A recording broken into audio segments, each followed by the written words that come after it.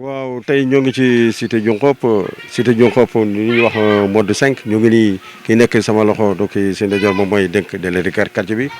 ñu xëy fii suba parce que préfet woo nañu ne ni dégagé nañu ndox mi à chaque fois bu ñu dégagé ndox mi ñun dañu war a dugg ci kër yi désinfecté ko désinsectiser ko bu ñu ko désinsectiser ba pare mën a donc si ànd nañu xool ndax nit ñi am nañu attaché nañu moustiquaire wala attaché nañu moustiquaire. fii mën naa wax ne Modou 5 y' a à peu près une cinquantaine de maisons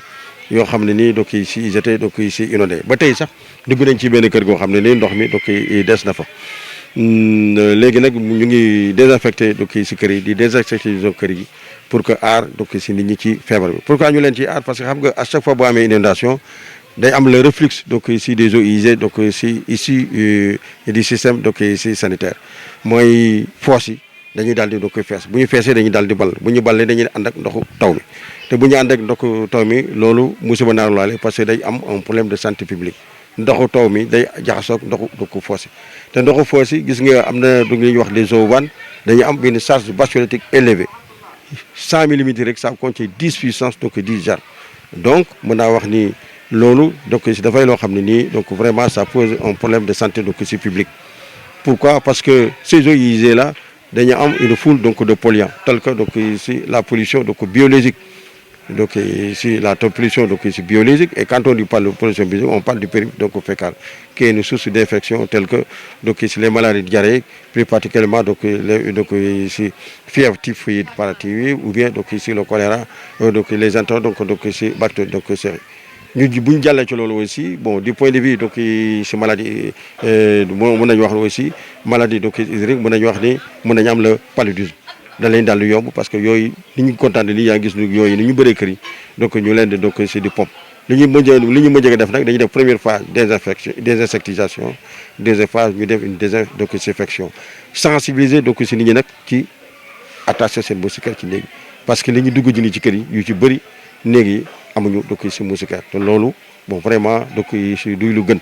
li gën mooy que ñu tëdd ci biir donc si moustiquaire yi muy guddi ak seen xale yi ak seen doom yëpp ñu tëdd si moustiquaire pour yàlla aar leen donc ci sibiru. waaw kii itam bon loolu la c'est important pour lutter contre donc les maladies diarrhéiques loolu dañ koy def pour que agir sur le socio-effectif des populations pour que ñu mën a raxasu à chaque fois donc si bu ñu amee donc ce réflexe génn dem fenn ñëw dem ci toilette yi ñëw.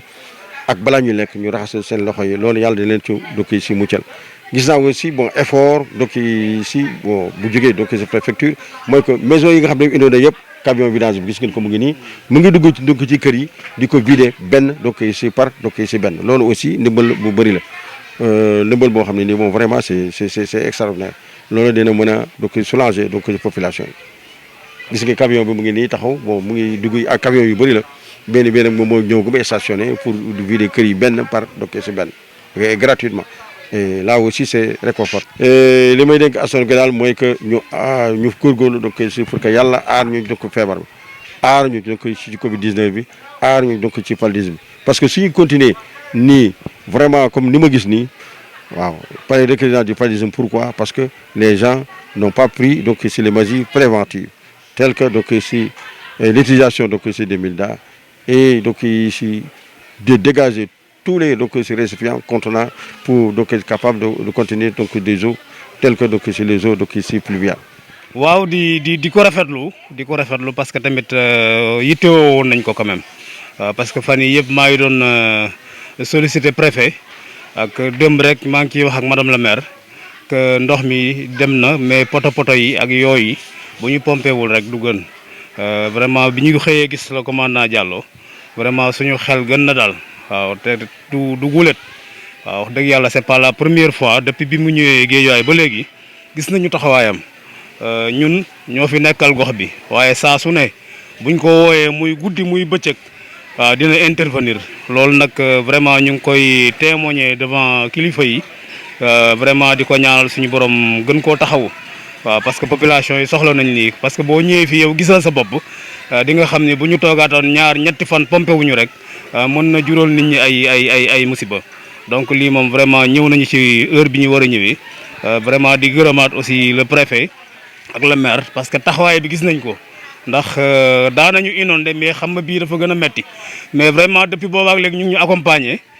gis nga léegi oto yi defoon nañ fi 7 jours tey ñëwaat nañu pour 10 jours kër yi yëpp benn par benn bu ci nekk dinañ jël seen foos ku am ndox ak ku amul ndox loolu nag vraiment lii rek la ñuy xaar ci ñoom